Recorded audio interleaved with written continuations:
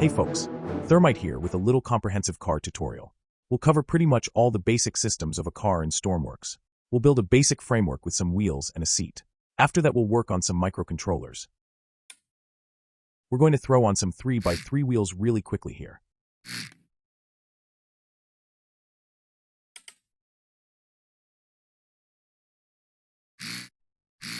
I prefer high-speed tires for most of my cars and trucks. If you're wondering what the difference is between the types of tires, all-round has okay grip and okay rolling resistance. High-speed has the least grip, but also the least rolling resistance. And the high grip have the highest grip, but also the highest rolling resistance. I generally use high-speed for everything except maybe a tractor. Alright, so there's our seat. We'll start working on our engine. We're going to put in a modular engine. I'm using the microcontroller we made in the diesel tank tutorial, so check that one out if you need help with your engine. We're going with just a little 2-cylinder engine here. The reason it's so small is because I want to show how to rig up a clutch. With a larger engine, you can just dump the clutch to maximum and have some tire spin. But with a less powerful engine, you'll stall your engine, so it's a little more vital for a decent clutch system.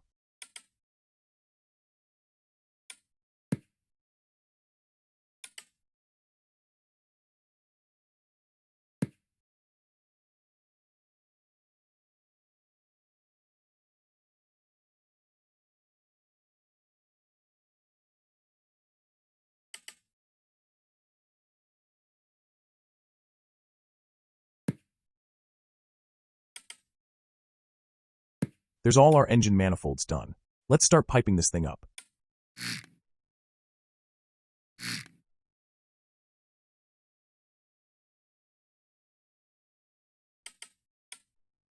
Let's fit a medium fuel tank in here. That's what I normally end up putting in my cars.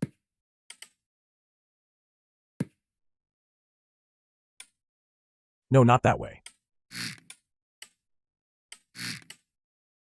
There we go. That'll allow us to route the fuel out to the right side where the manifold is on the engine.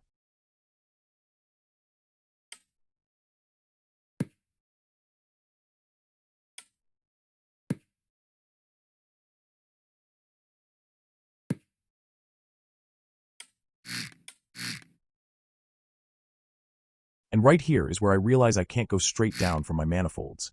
In Stormworks, you want all-wheel drive. I have seen very few vehicles that were successful while being two-wheel drive.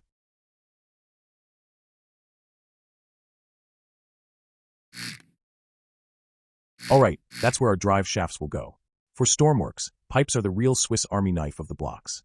Pipes carry liquids, gases, and even power from your engine. Fun fact, pipes can both carry a fluid and power at the same time. Use that knowledge however you will.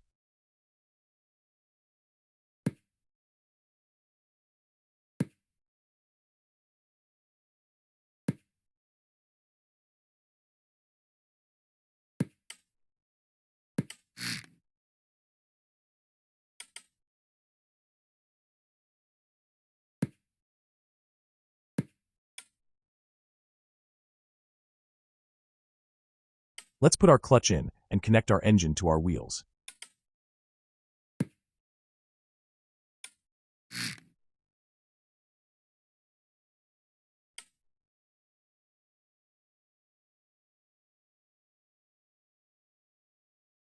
Now, I'm going to throw a little curveball in here. I'm going to add a transmission to this little guy. Don't be intimidated by it. Gears are just a way of trading torque for speed or speed for torque.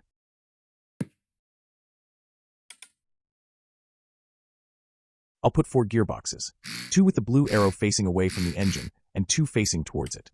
The 2 facing away from the engine allow for more torque, which is perfect for starting off. The 2 facing towards the engine provide more speed, which is great for when you've started moving and want more speed and fuel efficiency.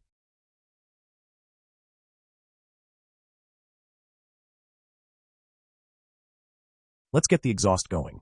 I like to make mine somewhat realistic and put it out at least behind the cabin of the car. We'll do that here, but it's not a necessity.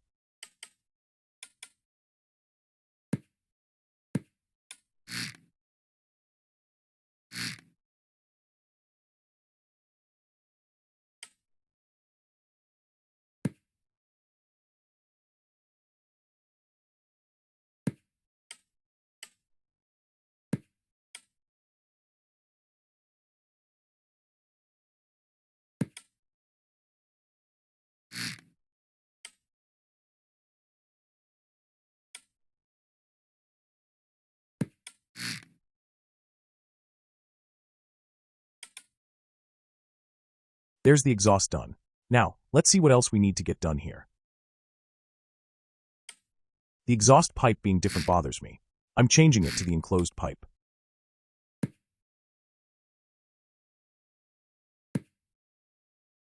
Ah, much better.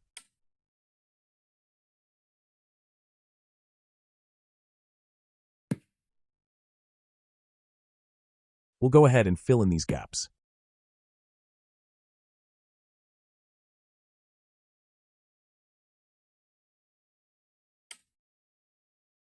Alrighty, it's fuel time.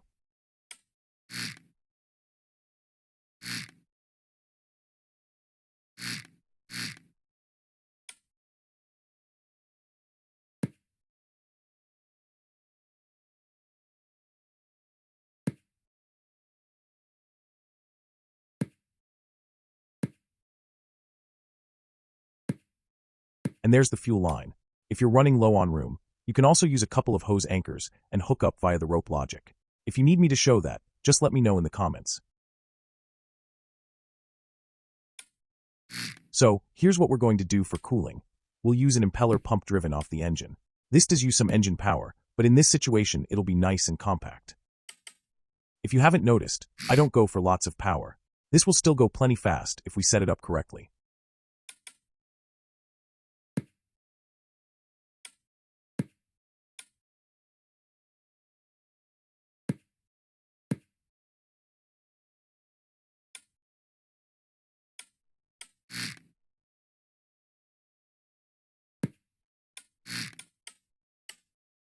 Now we should be able to slap a radiator right on top of here.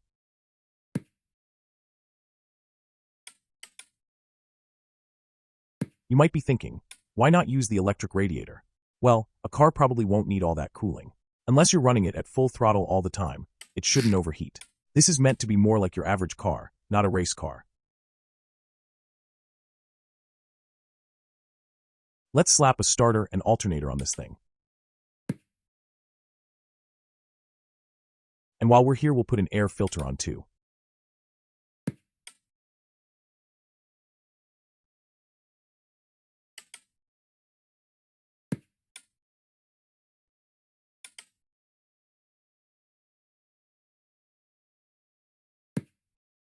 Let's hook up the electric quickly.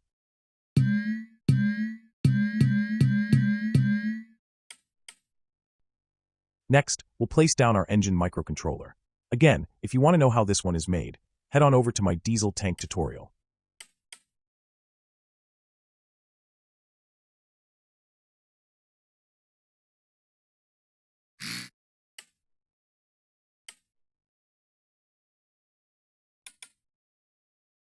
I like my key buttons for my engines. Why? I don't know. I just gotta have my key buttons.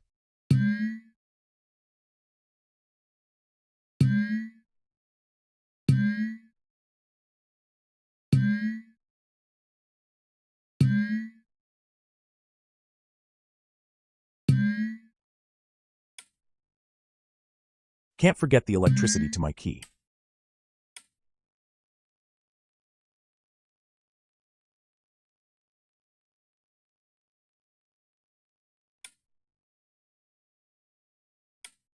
Let's save our progress because I'm an impulsive saver.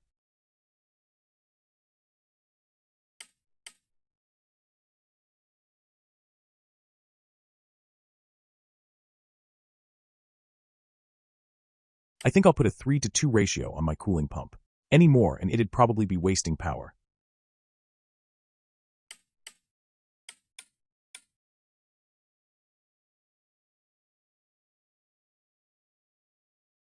So, this is my steering microcontroller. It's a bit complex, so we won't be diving into it in this tutorial.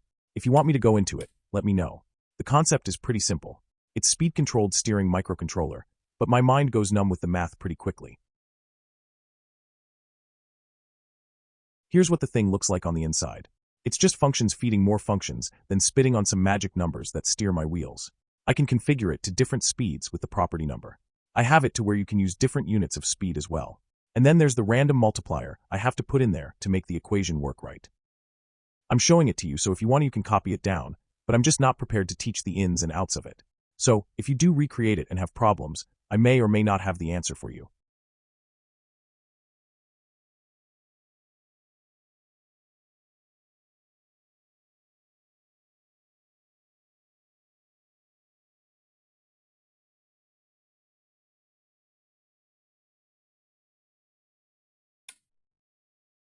Anyways, there's the magic box that tells the wheels where to turn. Let's hook it up and get on to the next microcontroller.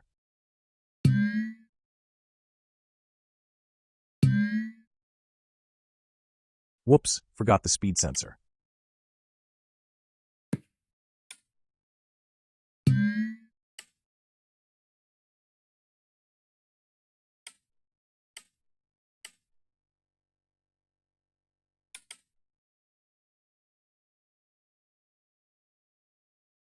I'm going to throw some dials up here, so we can get some feedback from how the car is reacting to different situations. We'll do speed and RPS for now. I'll leave the other. We'll figure out what to use it for eventually.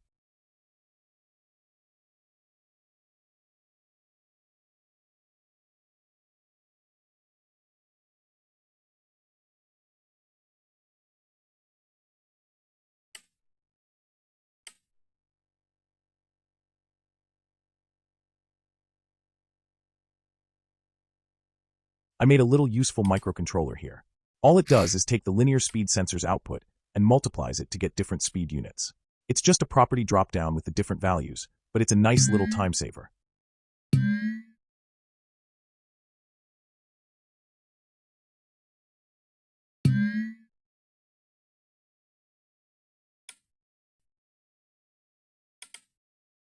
This little function block here will control our brakes.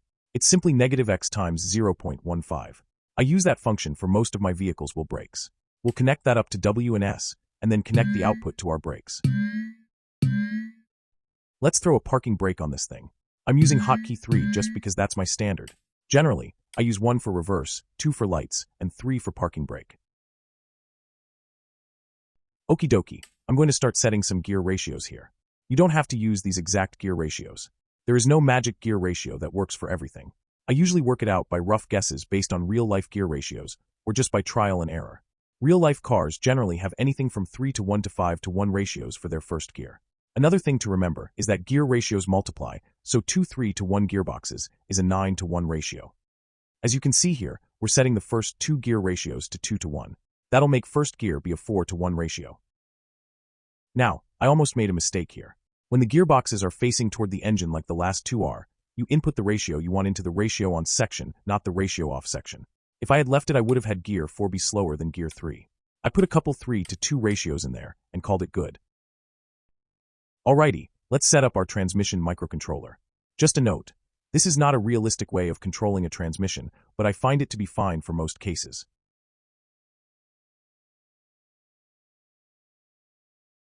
We'll need space for at least 5 nodes, 1 for each gearbox, and then 1 for our speed sensor. Here's what you should end up with. 4 Boolean outputs with a number input. Now, let's dive into the logic. First, we'll separate out our nodes. Being organized helps a lot if you need to go back and fix something. It's very easy to forget how you put it together, so making it easy to work on is vital. We'll need some greater than blocks to start with.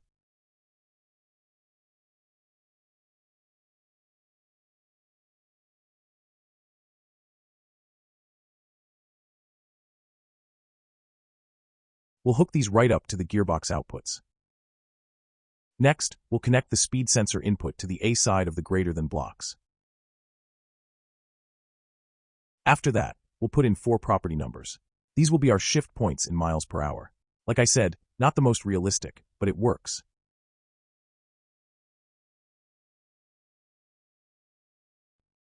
Alright, I've labeled the property numbers and given them values that are intentionally too high. We'll tune our transmission shift times later. We hook these up to the B side of the greater than blocks. Here's what you should end up with.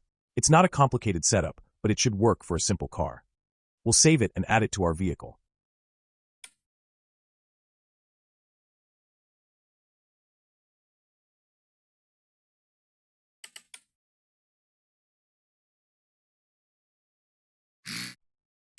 My numbering for gearboxes is always the same to prevent confusion. Gearbox 1 is always the one closest to the engine.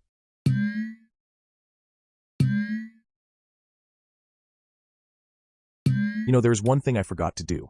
I need to put in a function block in our transmission microcontroller to convert the speed from meters per second to miles per hour. Now, I know from playing this game too much that the conversion equation is x times 2.236936, But if you need to know where any of these conversions are, go to the function block and click Conversions.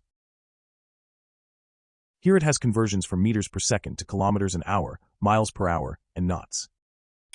Alright, saved and updated the microcontroller. Let's double-check some connections. Let's spawn it in and see what else we need for our beauty to run. Engine works. Good. It looks like the only things we need are our clutch microcontroller and tuning our transmission.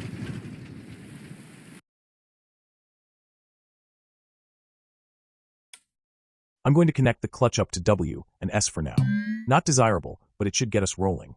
I'll set up a constant number at 1 for our alternator.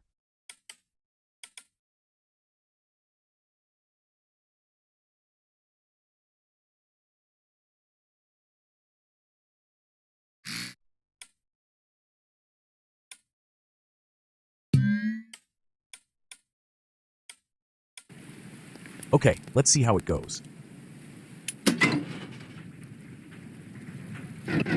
See that? See how it stalls when we take off? That's a poor clutch setup.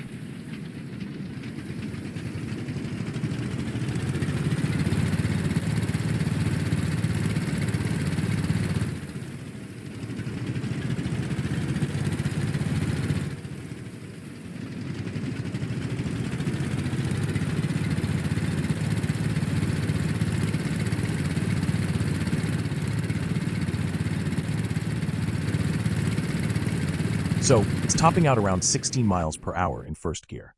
We'll set our shift point somewhere around 15 miles per hour.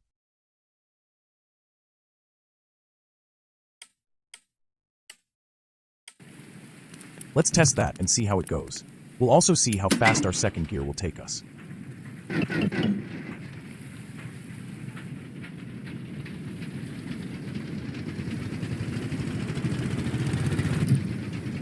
Decent shift. Let's see our second gear top speed.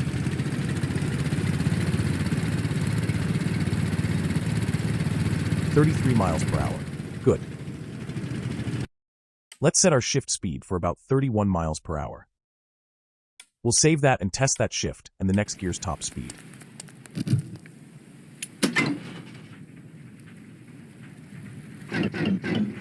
After we tune the transmission up, we'll get a clutch microcontroller to keep it from stalling out our engine.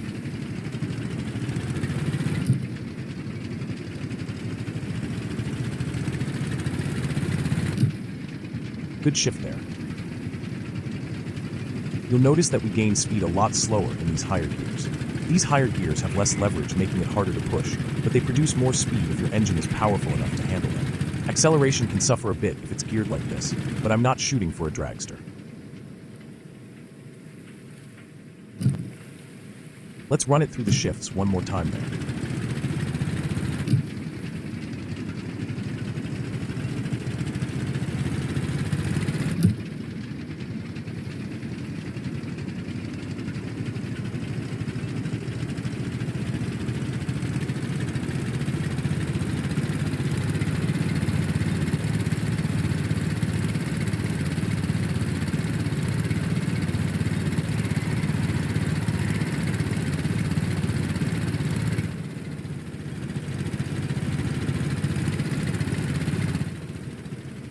I'm seeing 66 miles per hour as the top speed in this gear.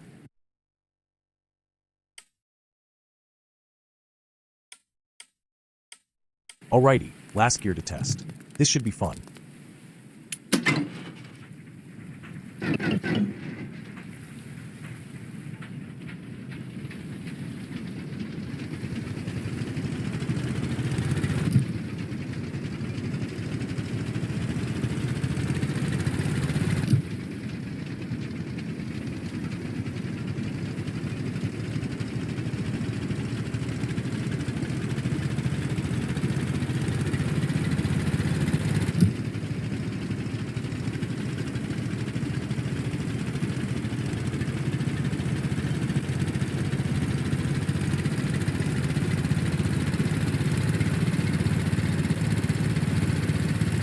Whoa, 99 miles per hour.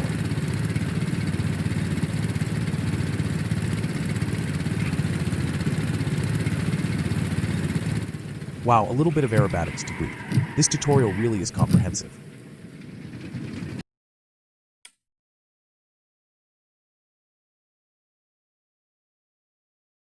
Alright, there's 97 miles per hour as our final shift speed. That's a little bit wild, I know. I would probably add a final drive to bring the speed down a bit if I was making a nice realistic car. So, here's our final transmission test. We should be able to get some insane speeds out of this little two-cylinder guy.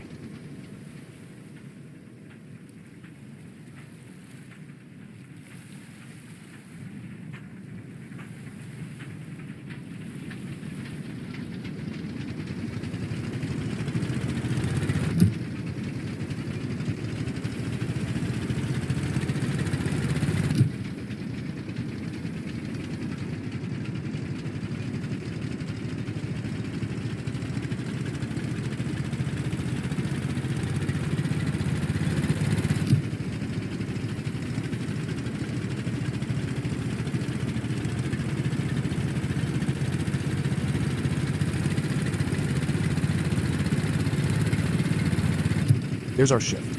We're moving quick now.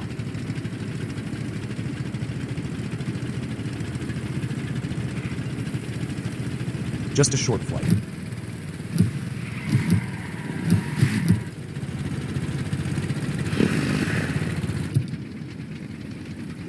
I think I saw 111 miles per hour there for a moment. We'll head back to the workbench and get working on our clutch now. Let's head to the microcontroller editor. We'll start a new microcontroller.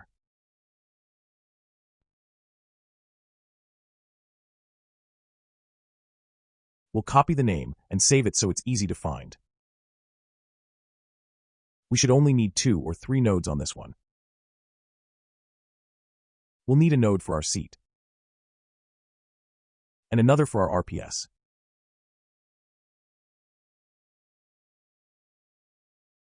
Lastly, one for our clutch.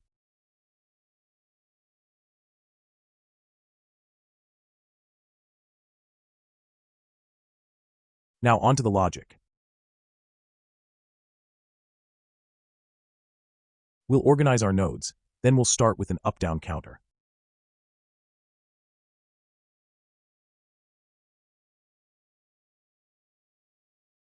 The increment will need to be tuned later, but for now we'll set it at 0.01. We'll grab a greater than block and a less than block.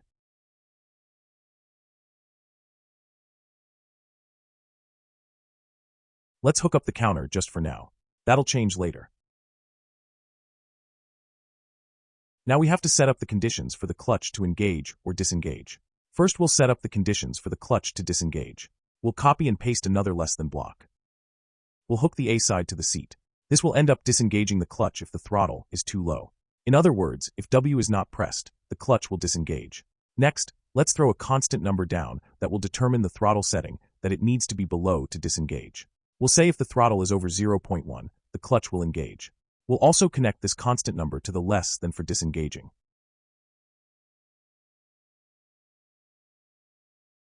Let's copy and paste another constant number for a disengagement condition based on RPS. We'll hook that up to the second less than block. Let's go ahead and throw an RPS in that we want the clutch to disengage at, then we'll connect those up. We'll wire this to the counter with an OR gate.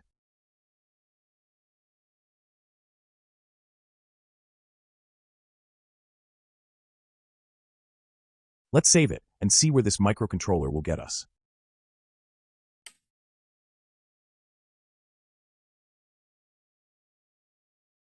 Alright, let's get this microcontroller hooked up. There's RPS. There's the seat. And there's the clutch. Ready to test now.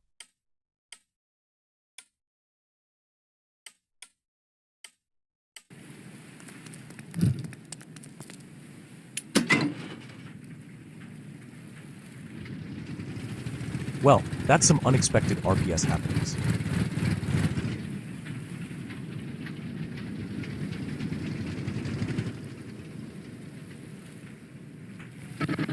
And more unexpected gifts. We'll troubleshoot the microcontroller here in a second.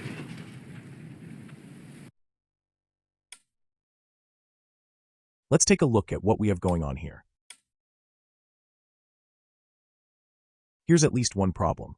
I forgot to set a clamp on the counter. Clutches work from 0 to 1. Let's try that and see how that works.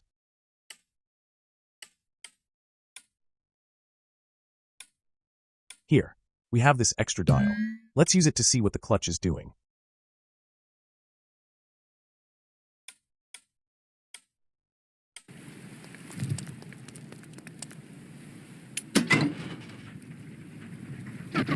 So the clutch just shot straight up to 1. No hesitation, even though the RPS is struggling.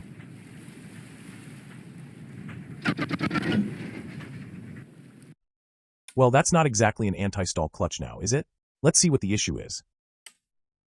Okay, first thing I see this time is the disengagement RPS is the same as what our starter kicks in at. Let's see how that affects the issue.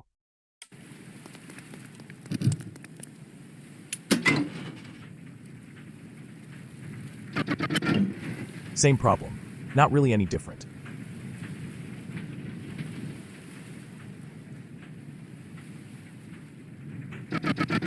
Alright, back to the microcontroller editor.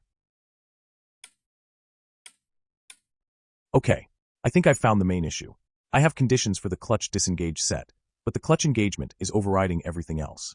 I need to add a condition to the clutch engagement to fix it. So, I'm going to use a greater than gate to make sure the RPS is over the minimum before the clutch can engage. And that right there should take care of the problem. Let's see how it works now. A little bit coarse on the counter increment, I think.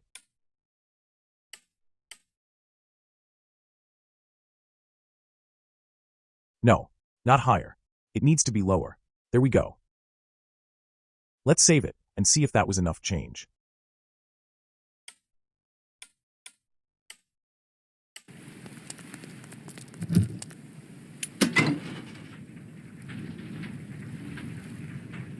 Perfect. See how that bounced a little bit at the bottom, but never stalled? That's what we want.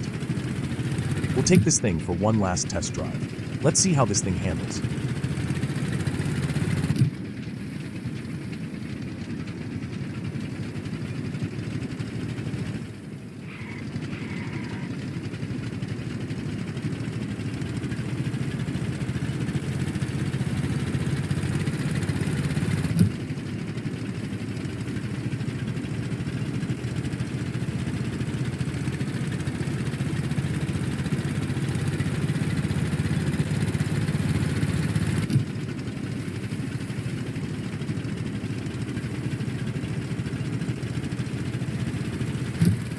Wow, this is fun. Landed it.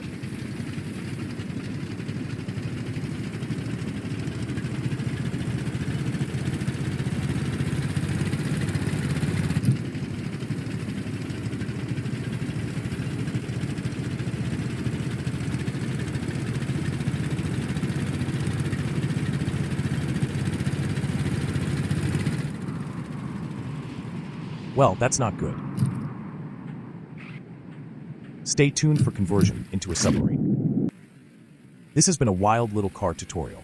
Hopefully, you've come away with a decent start to your own wheeled vehicle. If you have any questions, feel free to ask in the comments. I may not be the quickest on the reply, but I'll try to help the best I can. Until we meet again.